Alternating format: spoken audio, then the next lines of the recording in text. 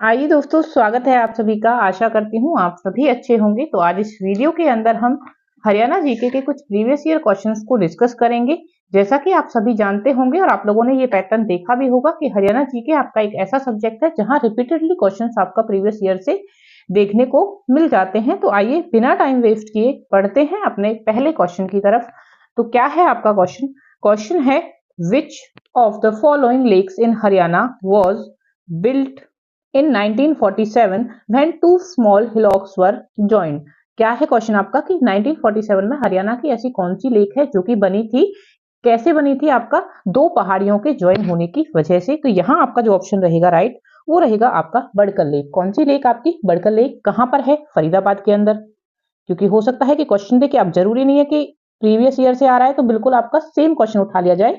हो सकता है कि उसके ऑप्शंस को थोड़ा इधर उधर घुमा फिरा के दे दिया जाए, आपसे ये पूछ लिया जाए कि ऐसी आपकी जो लेक जो कि दो हिलॉक को जोड़ने से या ज्वाइन होने से उनकी बनी है वो कहाँ पर स्थित है आपकी? तो कहाँ पर है आपकी? फरीदाबाद के अंदर। क्या फरीदाबाद के अंदर कोई और लेक है? जी हाँ। और कौन सी लेक है फरीदाबाद के अंदर हरियाणा में? सूरजकुंड लेक आपकी। कौन सी लेक? सूरजकुंड लेक।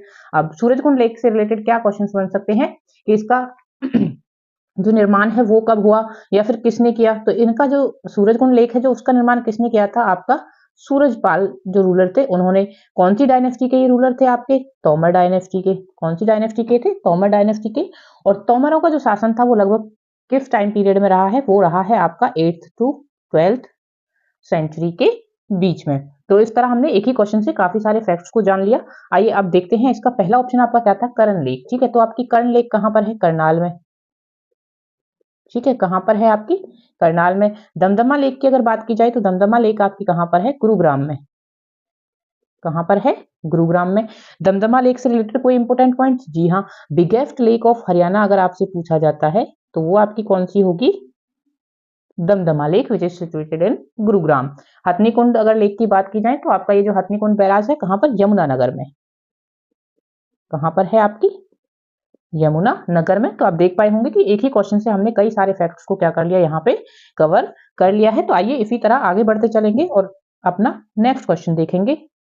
तो नेक्स्ट क्वेश्चन है आपकी स्क्रीन पर, Haryana is divided into how many legislative assembly constituencies. तो कितनी कॉन्स्टिट्यूएंसीज आपकी हैं? यहाँ पे आंसर रहेगा आपका राइट 90। हरियाणा के अंदर आपकी 90 लेजिस्लेटिव कॉन्स्टिट्यूएंसीज हैं। अगर बात की जाए स्मॉलेस्ट लेजिस्लेटिव कॉन्स्टिट्यूएंसी की और आपका लार्जेस्ट की, क्योंकि ये दो पॉइंट भी आपके क्या हो जाते हैं, इंपोर्टेंट हो जाते हैं एग्जाम पॉइंट ऑफ व्यू से। क्वेश्चन इस तरह भी बन सकता है कि आपकी largest legislative assembly constituency Haryana के अंदर कौन सी है या फिर स्मॉलेस्ट कौन सी है। तो देखिए, बेस्ड ऑन आपका 2024 के इलेक्शन पे ये बिल्कुल अपडेटेड डाटा है आपके सामने। जो स्मॉलेस्ट कॉन्स्टिट्यूएंसी है वो आपकी नारनौल है। ठीक है, कहाँ सिचुएटेड है नारनौल? आपका महेंद्रगढ़ डिस्ट्रिक्ट के अंदर। और वहीं पे अगर बात की जाए लार्जेस्ट की तो ये आपकी बादशाहपुर। ठीक है, जो कि गुरुग्राम डिस्ट्रिक्ट की कॉन्स्टिट्यूएंसी है। और एक और चीज कि ये आपका जो स्मॉलेस्ट या लार्जेस्ट कॉन्स्टिट्यूएंसी आपको बताई जा रही है, ये है आपका based on the registered voters के बेस पर। ठीक है, आपका एरिया पर बेस्ड नहीं है कि एरिया में कौन सी बड़ी है, ये आपका वोटर्स जो रजिस्टर्ड हैं उनके बेस पर है कि आपका जो लार्जेस्ट है वो बादशाहपुर है गुरुग्राम के अंदर, और जो आपका स्मॉलेस्ट है वो नारनौल जो कि महेंद्रगढ़ में स्थित है। ये आपकी सबसे छोटी कॉन्स्टिट्यूएंसी है। इसी के साथ में अगर हम बात करेंगे कि आपका राज्यसभा की कितनी सीटें हैं हरियाणा में, तो 5 सीट हैं। और लोकसभा सीट की अगर बात की जाएगी तो आपकी कितनी है? 10 सीटें हरियाणा के अंदर हैं। तो इसी के साथ में आगे बढ़ेंगे और नेक्स्ट क्वेश्चन है आपका, विच dynasty was during ruling Haryana when Ghaznavi invaded India from the north west. जिस टाइम पर नॉर्थ वेस्ट से गजनवियों ने इंडिया पर आक्रमण किया था उस टाइम पर हरियाणा के अंदर कौन सी आपकी डायनेस्टी रूलिंग में थी? तो ये आपकी थी, कौन सी डायनेस्टी आएगी यहाँ पर? तोमर डायनेस्टी। ठीक है, क्योंकि ये आपकी कौन सी सेंचुरी की बात है? लगभग 11th सेंचुरी की बात है। और अभी आपको बताया गया था कि 8th to 12th century Haryana में किसका शासन था? आपका तोमर डायनेस्टी का शासन था। अगर बात की जाए यहाँ पर पुष्यभूतियों की, तो देखिए पुष्यभूतियों का जो शासन रहा हमारा वो रहा आपका 6th to 7th सेंचुरी, लगभग 6वीं और 7वीं शताब्दी के अंदर ये थे। इनमें कौन प्रसिद्ध था सबसे ज्यादा? हर्षवर्धन। आप सभी ने ये नाम सुन रखा होगा अगर आप हरियाणा जीके की तैयारी कर रहे हैं तो। हर्षवर्धन सबसे महत्वपूर्ण थे।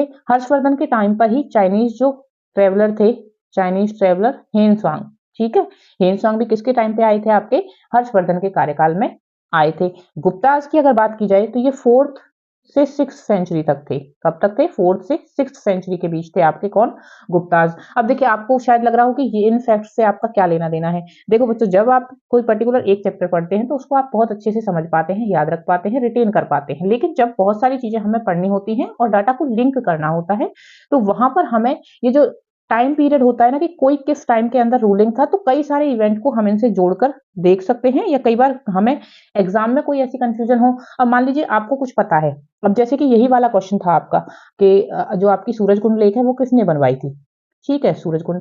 अगर आपको ये पता है कि ये 11th सेंचुरी के अराउंड बनी थी, तो कहीं ना कहीं आपको ये पता होगा कि उस सेंचुरी में कौन से हमारे जो रूलर थे वो कौन थे?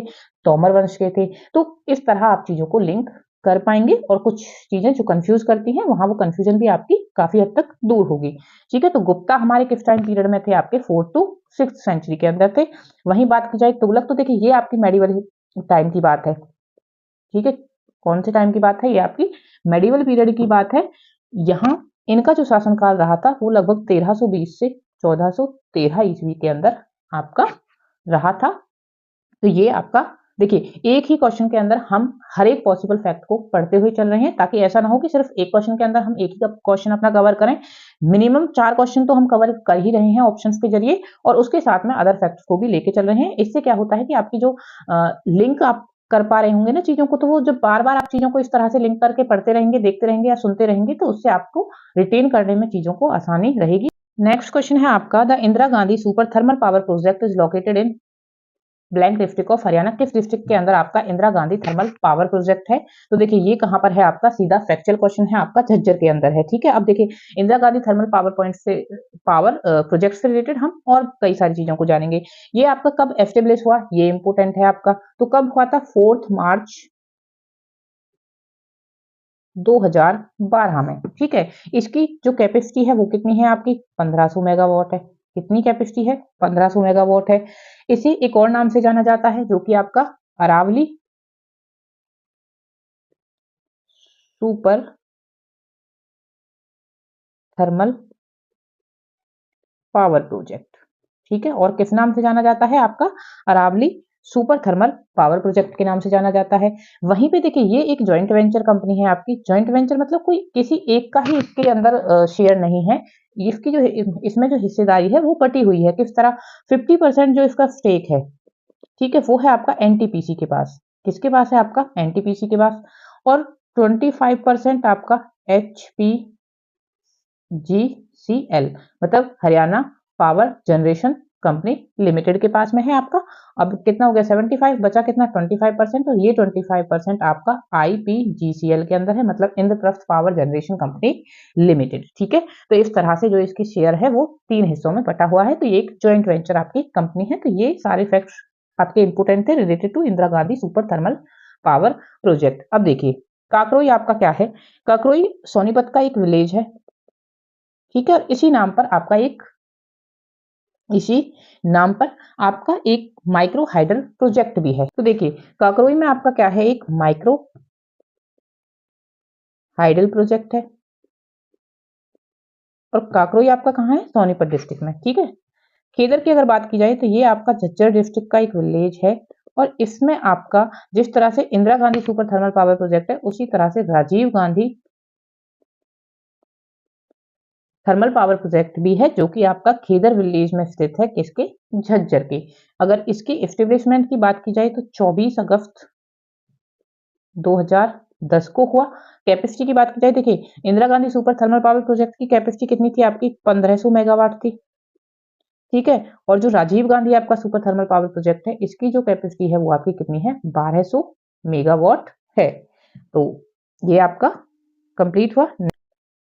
Star monument of Haryana is समाधि ऑफ। स्टार मॉन्यूमेंट जो हरियाणा का है वो आपकी किसकी समाधि है? तो वो है आपकी ताराचंद जी महाराज की समाधि है। इन्हें बड़े महाराज के नाम से भी जाना जाता है। किस नाम से और जाना जाता है इनको? बड़े महाराज के नाम से भी जाना जाता है। किससे रिलेटेड थे ये आपके राधा स्वामी जो सत्संग था उसके संस्थापक थे। राधा स्वामी सत्संग के आपके क्या थे? संस्थापक थे। और इनके बारे में इतना ही। लेकिन ये स्टार मॉन्यूमेंट आपका कहाँ स्थित है, ये भी आपका क्वेश्चन बनता है। तो ये आपका सिचुएटेड है भिवानी के अंदर। ठीक है। स्टार मॉन्यूमेंट आपका कहाँ पर है? भिवानी के अंदर है। किसकी समाधि है आपकी? ताराचंद जी महाराज की समाधि है, जिन्हें बड़े महाराज के नाम से भी जाना जाता था और जो कि आपके राधा स्वामी सत्संग के क्या रहे हैं? संस्थापक रहे हैं। आई होप आप लोग अच्छे से कनेक्ट कर पा रहे होंगे। बढ़ेंगे अपने नेक्स्ट क्वेश्चन की तरफ। नेक्स्ट क्वेश्चन है, Basai wetland is located in which district of Haryana? Basai आपका जो वेटलैंड है वो आपका कौन सी डिस्ट्रिक्ट में पड़ता है? तो ये आपका है गुरुग्राम डिस्ट्रिक्ट में। कहां पर है आपका? गुरुग्राम डिस्ट्रिक्ट में है। गुरुग्राम डिस्ट्रिक्ट में और क्या है आपका, अगर देखा जाए तो वेटलैंड या लेक से रिलेटेड, तो आपकी दमदमा लेक। कौन सी लेक? दमदमा लेक, जो कि आपकी बिगेस्ट लेक भी है हरियाणा की। ठीक है, बिगेस्ट लेक। ठीक है, कहां पर सिचुएटेड है आपकी? गुरुग्राम में है। और आपका सुल्तानपुर लेक भी कहां पर है? गुरुग्राम में है। अगर बात की जाए झज्जर की, तो झज्जर के अंदर आपका कौन सा है? देखिए, दो ही वेटलैंड है हरियाणा के अंदर, एक बसई वेटलैंड है और दूसरा भिंडावास है। तो भिंडावास वेटलैंड भी और भिंडावास लेक भी आपका कहां पर है? दोनों झज्जर के अंदर है। फरीदाबाद की अगर बात की जाए तो फरीदाबाद के अंदर आपकी बड़कल लेक है। ठीक है, सूरज कुंड है आपका। अभी इसके बारे में हमने कई सारे फैक्ट्स को पढ़ा था। तो ये आपका किसके अंदर पड़ते हैं? फरीदाबाद के अंदर। कुरुक्षेत्र में अगर बात की जाए तो कुरुक्षेत्र के अंदर आपका सन्निध सरोवर हो गया। ठीक है, ब्रह्म सरोवर हो गया। और ब्रह्म सरोवर का जो उल्लेख है वो कहां पर मिलता है आपका? जो किताबुल हिंद है बाय अलब्रूनी, उसके अंदर आपका ब्रह्म सरोवर का उल्लेख मिलता है। तो आगे बढ़ेंगे नेक्स्ट क्वेश्चन की तरफ। तो नेक्स्ट एक सीधा फैक्चुअल क्वेश्चन आपके सामने है, Rania constituency of legislative assembly is located in which district of Haryana? तो रानिया आपकी कौन सी डिस्ट्रिक्ट के अंदर सिचुएटेड है, जो कि एक लेजिस्लेटिव असेंबली है? तो रानिया आपका कौन सी डिस्ट्रिक्ट में पड़ता है? आपका सिरसा डिस्ट्रिक्ट के अंदर। किसके अंदर पड़ता है? आपका सिरसा डिस्ट्रिक्ट के अंदर रानिया पड़ता है। How many members are elected in Rajya Sabha from Haryana? तो राज्यसभा में कितनी सीटें हैं हमारी? 5 सीटें हैं। लोकसभा में कितनी सीटें हैं हमारी? 10 सीटें हैं। और अगर बात की जाए आपका लेजिस्लेटिव असेंबली कॉन्स्टिट्यूएंसी की, तो वहां पर कितनी सीटें पड़ती हैं आपकी? विधानसभा की 90 सीट आपकी पड़ती हैं। देखिए, जो राज्यसभा होती है वो एक परमानेंट बॉडी मानी जाती है। क्यों? क्योंकि इसके जो सारे सदस्य होते हैं ना, मतलब ये एक साथ में ऐसे भंग नहीं होती है। इसके 1/3 जो लोग होते हैं, मतलब मेंबर्स जो इसके होते हैं, उनमें से 1/3 को एवरी 2 ईयर के बाद में रिटायर कर दिया जाता है और उनकी जगह नए अपॉइंट कर दिए जाते हैं। तो इस तरह से ये कंटिन्यूअसली चलती रहती है, इसलिए इसको क्या कहा जाता है? आपका परमानेंट बॉडी कहा जाता है। कैसी कहा जाता है? आपका परमानेंट बॉडी कहा जाता है। और किन नामों से राज्यसभा को जाना जाता है? तो राज्यसभा को हाउस ऑफ एल्डर्स या फिर अपर हाउस के नाम से भी जाना जाता है। हाउस ऑफ एल्डर्स या फिर अपर हाउस। ठीक है, और ये अपर हाउस है तो लोकसभा आपकी क्या हुई? लोअर हाउस हो गई। तो इन नामों से भी इसे जाना जाता है। इसके बारे में और क्या इंपॉर्टेंट चीज हुई? वाइस जो प्रेसिडेंट होते हैं वो इसके एक्स ऑफिशियो चेयरमैन होते हैं। एक्स ऑफिशियो का क्या मतलब होता है? अगर कहीं भी ये शब्द आपको लिखा मिलता है तो एक्स ऑफिशियो का मतलब होता है कि जो किसी पर्टिकुलर पोजीशन पर किसी एक पद पर रहते हुए होता है, मतलब उस पद के होने की वजह से। अब क्योंकि वो वाइस प्रेसिडेंट है, क्योंकि वो वाइस प्रेसिडेंट के पद पर हैं, इसलिए इस चेयर की वजह से, इस ऑफिस की वजह से वो क्या बन जाते हैं? ऑटोमेटिकली आपका चेयरमैन बन जाते हैं। किसके? राज्यसभा के। तो जब इस तरह किसी एक पद की वजह से कोई और पद या पोजीशन किसी को मिलता है उस पद पर रहने की वजह से, तो वो कहा जाता है कि एक्स ऑफिशियो। ठीक है, उस ऑफिस की वजह से, उस पद की वजह से, उस पोजीशन की वजह से ये ऑटोमेटिकली जब किसी और पद के अधिकारी हो जाते हैं। ठीक है, आई होप आपको समझ आया होगा।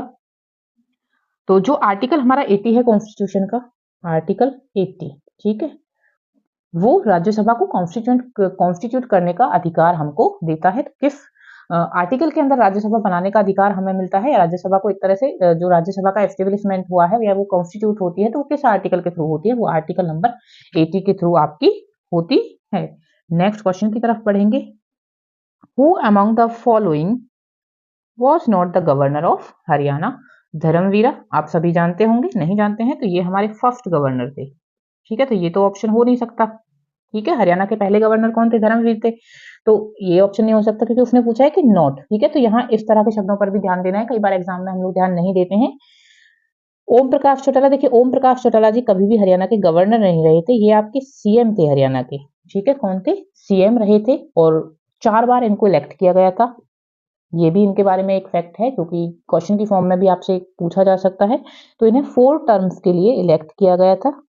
जो कि आपका 1989 से 2005 के बीच में रही। ठीक है, 4 बार जब इनको इलेक्ट किया गया तो वो टर्म आपकी किस ईयर के बीच में थी? आपका 1989 से 2005 के अंदर इन्हें 4 बार एज अ सीएम इलेक्ट किया गया था। महावीर प्रसाद जी हमारे गवर्नर रहे हैं और जीडी तापसी भी। और वैसे भी जब हमको एक ऑप्शन सर्टेन मिल गया है कि ये गवर्नर नहीं थे तो ऑब्वियसली ये होते ही, लेकिन फिर भी आप लोगों को पता होना चाहिए। गवर्नर्स की लिस्ट को आपने अच्छे से याद करना है। गवर्नर से रिलेटेड एक और फैक्ट, लॉन्गेस्ट टेन्योर किसका रहा? ठीक है, तो बीएन चक्रवर्ती। ठीक है, इनका सबसे लंबा कार्यकाल रहा as a governor of Haryana. तो ये भी आपका क्या है, एक इंपॉर्टेंट फैक्ट है, इंपॉर्टेंट क्वेश्चन बनता है यहाँ से भी। तो इसमें आपने क्या करना है, देखिए आपको गवर्नर्स की जो लिस्ट है हरियाणा की उसे अच्छे से रीड करना है। उसमें स्मॉलेस्ट टेन्योर किसका रहा, लार्जेस्ट टेन्योर किसका रहा। ठीक है, तो ये जो मेन से पॉइंट होते हैं ये सारी चीजें आप लोगों को पता होनी चाहिए, क्योंकि पेपर का स्टैंडर्ड भी देखिए टाइम के साथ में थोड़ा अच्छा ही होगा, तो हमको अपनी प्रिपरेशन उसी हिसाब से करनी है। आगे बढ़ेंगे और नेक्स्ट क्वेश्चन को देखेंगे।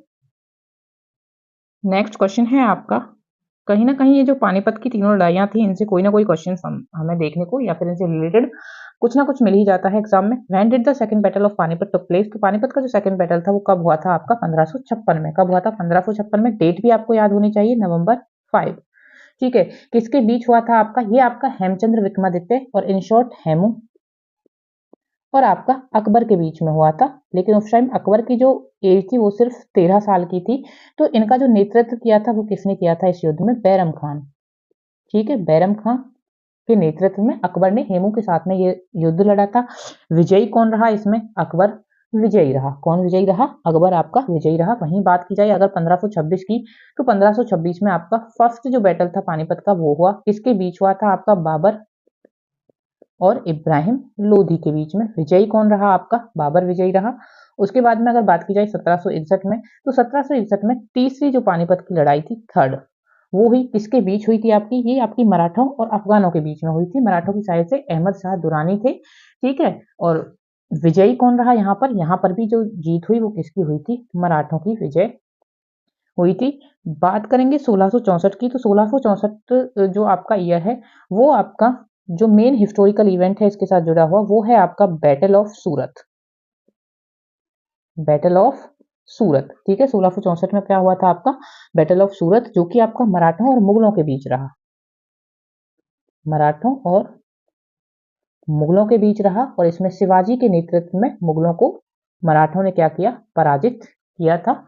तो ये कुछ क्वेश्चंस थे। नेक्स्ट वीडियो आपका आएगा उसमें हम इसी तरह से आगे कुछ और क्वेश्चंस को डिस्कस करेंगे और ये सीरीज आपकी चलती रहेगी। मेनली आपके जितने भी इंपॉर्टेंट प्रीवियस ईयर क्वेश्चंस होंगे उनसे रिलेटेड जो भी फैक्ट होंगे हम हर किसी को अच्छे से डिस्कस करेंगे। आई होप आप लोगों को वीडियो अच्छा लगा होगा। अगर वीडियो अच्छा लगा हो तो प्लीज वीडियो को लाइक कर दीजिएगा, चैनल को सब्सक्राइब कर दीजिएगा ताकि आपको टाइम टू टाइम नोटिफिकेशन मिलता रहे और आप लोग हमारे साथ अच्छे से जुड़े रहें। अपनी तैयारी अच्छे से करिएगा।